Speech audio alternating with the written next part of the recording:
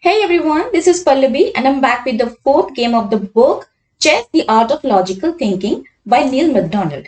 This game was played between Anand and Ivanchuk in Linares in 1991. The opening plate was Sicilian Defence. Before we look at the game, let's look at some rules that can be broken. In certain situations, breaking classical chess rules can be justified. Prioritizing careful development of a piece to an optimal square might outweigh the rush to put it on a decent square. Some setups revolve around a critical piece that can define a winning strategy. It's often wise to either exchange this piece if the opponent owns it or protect it from trades if it's part of your own forces. Delaying kingside castling could enable queenside castling and initiate a pawn-based assault on the opponent's kingside. Positions with fixed or blocked pawn centers naturally resist attacks, allowing for delayed development in favor of more strategic moves. Now let's look at the game. White started off with e4, occupying the center and gaining space and making way for the queen and the bishop to come out. c5. The Sicilian defense stands as the most captivating reply to e4. Black abstains from imitating white's e5, e4 with e5, or adopting a defensive stance with e6 or with c6. Instead, the focus is on disrupting the balance by exerting control over the d4 square. Now, white played knight f3. In traditional chess, it's best to start with knights. Develop knights first, then bishops. This makes sense because knights usually know where they want to go right away, while bishops prefer waiting a bit to see how pawns are arranged before making a move. And the knight develops towards the center because a knight on the rim is dim. Black played d6. Black wants to develop his own king's knight, but if knight f6 right away, then e5 might be awkward. So first of all, he stabilizes his center with d6. d4. White targets the forefront of the black's pawn arrangement to take over the d4 square for the knight. This move also liberates white's queen's bishop. The current danger lies in the sequence d takes c5, d takes c5, queen takes d8, king takes d8, leading to black's king being stranded in the center.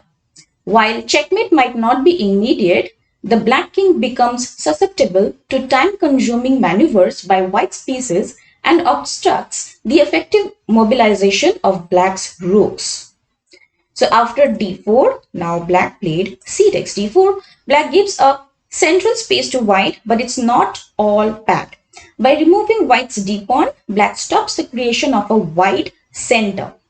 This means moves like knight c6 can happen without worrying about d4 pawn being pushed to d5. White's d4 pawn will be attacking the knight.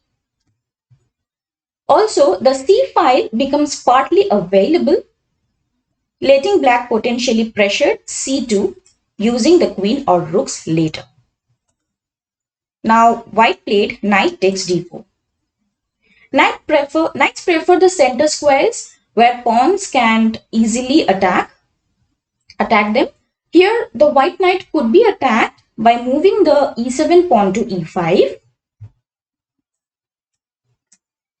But that would be a problem for black because it would leave a backward pawn on d6 and an empty square on d5. A square that pawns can't protect. Usually, it's best to avoid leaving these empty squares unless there are other important reasons to do so. Black played knight to f6. Black begins his kingside development with gain of time by attacking the pawn on e4. Now, white played knight c3, the natural response, which guards the e4 pawn and deploys the knight on a central square.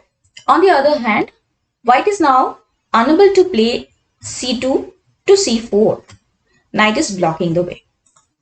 After knight c3, now black played a6. Black prepares to expand on the queen side with b7 to b5, aiming to follow with bishop b7, placing the bishop in an excellent position to attack the e4 pawn. This attack is made even stronger by the potential threat of b5 to b4, which would dislodge the white knight from its defensive stance. Now white played bishop to c4. White focuses on quick development, directing the bishop toward the most vulnerable point in black's formation, which is f7. Now black played e6. Black responds with a key move in his opening strategy.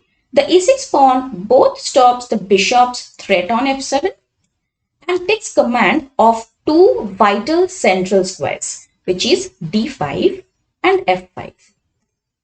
Sometimes black might play d6 to d5 to equalize white's control of space, but currently he is content with this solid center. White castled. King safety, castle as early as possible. Bishop e7 develops and makes way for castling. Bishop b3. The bishop moves back to prevent trouble from b7 to b5,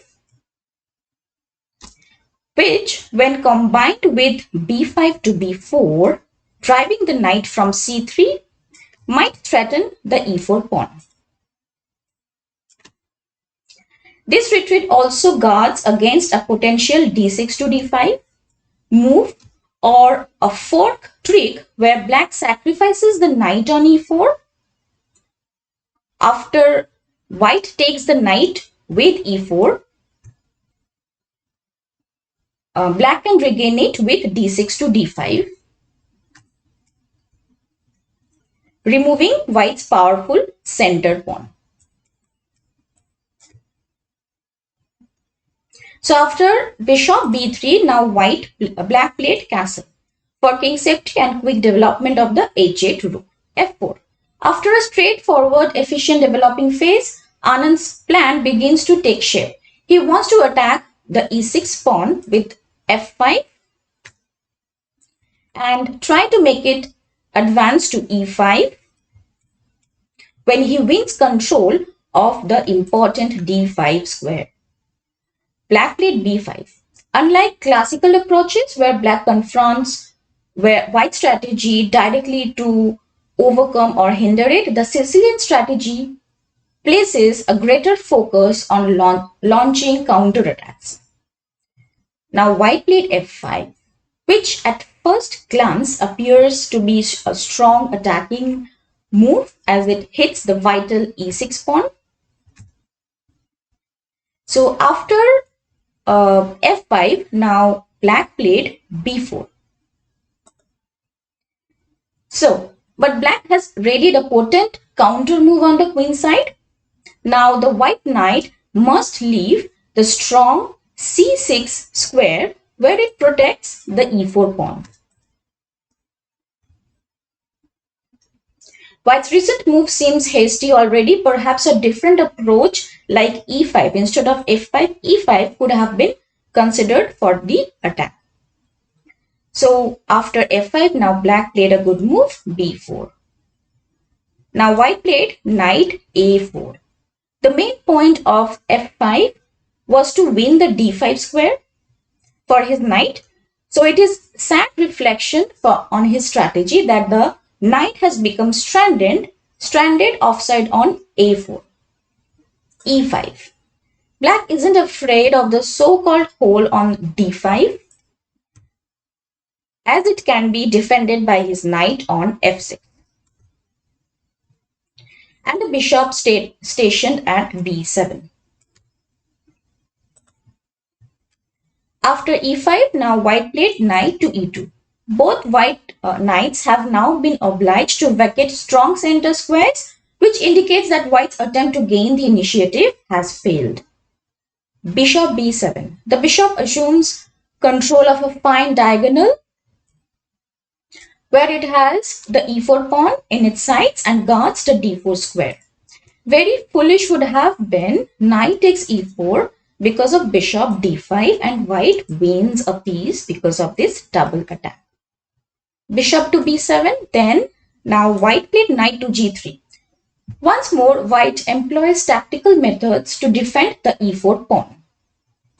However, the consequences aren't as clear if black captures the pawn this time. Regardless, white retains opportunities for an attack following knight takes e4, knight takes e4, bishop takes e4, queen g4, d5 supporting the bishop, bishop h6 threatening checkmate on g7, bishop f6, bishop takes pawn on g7, bishop takes bishop, f6, bishop to g6, and then f takes g7, etc. So, after bishop b7, knight g3, and now black played knight bd7. Ivanchuk sees that simple development promises him the superior game as his pieces are better placed strategically. Queen e1. White's attacking aspirations have been replaced by the need to defend. And it's also attacking the b4 pawn right now. a5. This stops the queen takes b4 move and reinforces the defense around the knight on a4. Ivanchuk's next move is likely d6 to d5, maybe even right away d5 to take command of the center. c4. Anand obstructs the d5 advance with the c4 pawn as black has no wish to let the knight back into the center after b takes c3, then knight takes c3. The knight will be back towards the center. So after c4, black played queen to c7. But the pawn on c4 is also a target for Ivanchuk. His plan is to keep the knight stuck on a4 and slowly put pressure on the c4 and e4 pawns.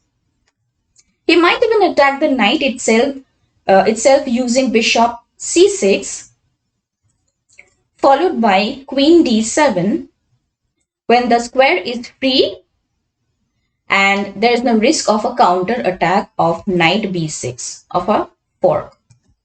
So after queen c7, actually he has to be careful, especially against a greater defender like Anand. So his main goal is to stop white from breaking free with bishop e3, rook ac1, and then c4 to c5.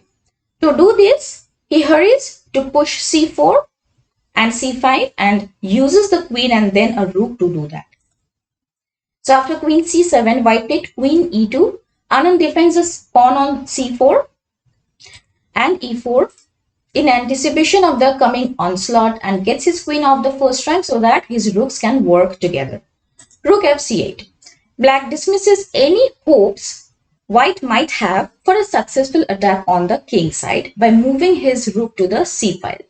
This makes sense. A straightforward attack won't work when a knight is stuck on the opposite side and a bishop on b3 can't move freely because of c4. Now white played bishop to g5. The bishop vacates the c1 square and so that the queen's rook can defend c4 and at the same time restrains black by pinning the knight against the bishop.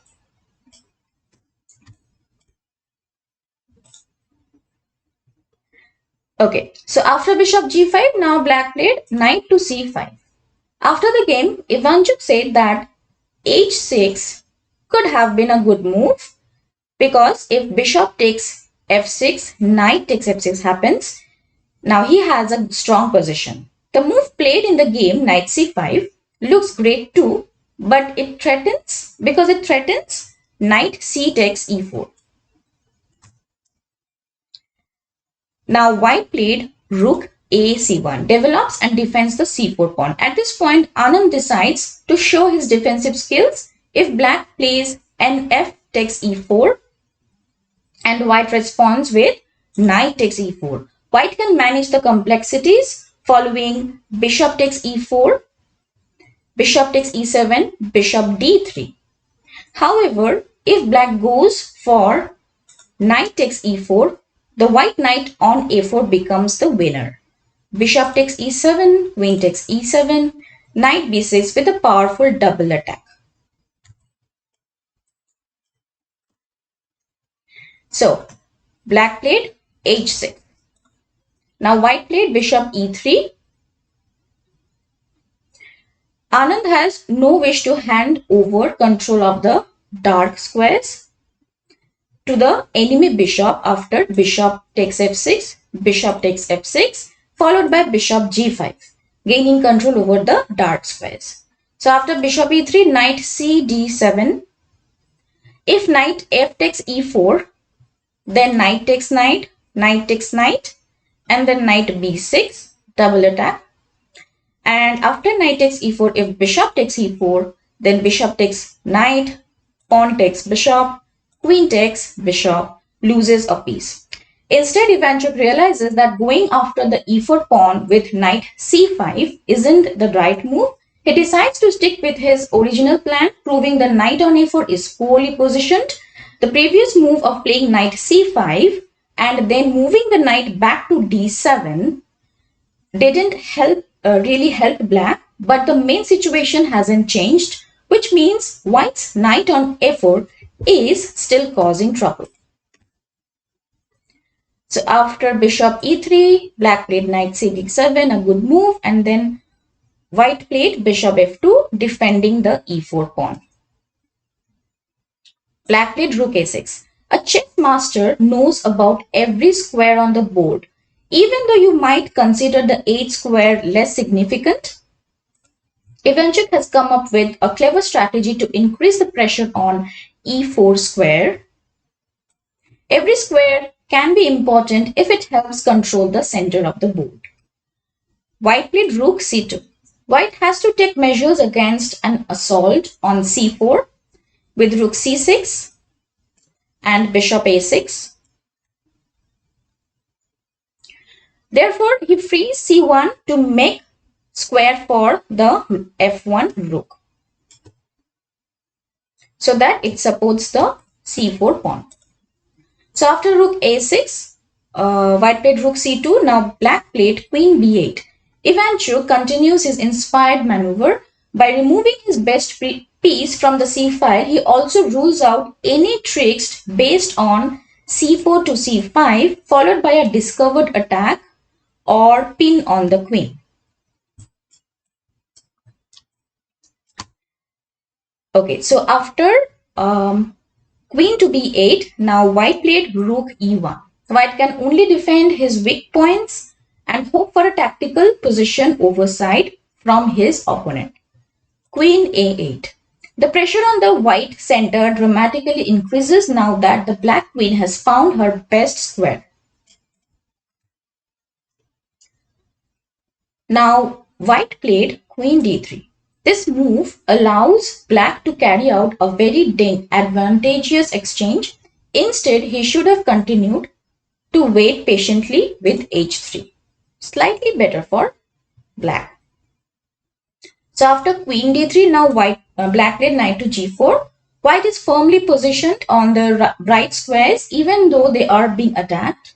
But his pawns don't really defend the darker squares. So giving away his bishop for a knight, which is like swapping a piece, is a big problem for him.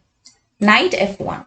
Anand makes an effort to improve his position by moving his knight to d2, aiming to strengthen the set e4 area. Once more. Now black played knight df6. Black is in no hurry to take the bishop. First he attacks the e4 again. Knight d2. Now defense and attack are evenly balanced on the light squares. Knight takes f2. Clearly winning for black. White loses all resistance down the dark square diagonal a7 to g1. King takes f2. The white king finds himself drawn unwittingly into the battle. Bishop c6. Suddenly white has to reckon with the terrible threat of queen a7 check. Queen a7 check followed by queen d7 when the knight on a4 is trapped and lost. So after bishop c6, white played rook c1.